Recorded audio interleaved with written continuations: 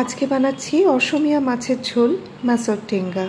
4টে রুই মাছের পেটিতে গুঁড়ো হলুদ আর নুন মাখিয়ে নিচ্ছি।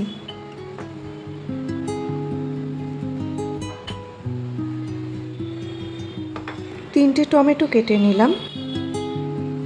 এবার কড়াইতে সর্ষের তেল গরম করে মাছগুলোকে একে একে ভেজে তুলে রাখবো।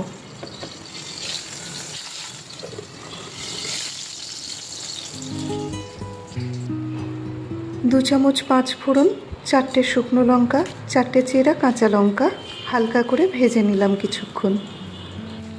একটা পেঁয়াজ বাটাও দিচ্ছি। 2 থেকে 3 মিনিট মাঝারি থেকে কম আঁচে কষিয়ে নিলাম। এবার টমেটো কুচি, আধ চামচ করে গুঁড়ো হলুদ আর নুন ভালো করে মিশিয়ে ঢাকা দিয়ে রাখছি যতক্ষণ না পর্যন্ত নরম হচ্ছে। টমেটো নরম হয়ে এসেছে। এবার 2 কাপ জল দিয়ে ভালো করে ঝোলটা মিশিয়ে নিলাম।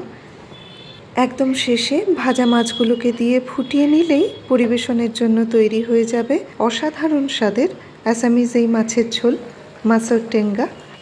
গরম ভাতে খুব ভালো লাগবে খেতে। এইভাবে মাছের ঝোল একবার রান্না করে দেখবেন, আশা করি ভালো লাগবে। ভালো লাগলে চ্যানেলটা সাবস্ক্রাইব করে দেবেন।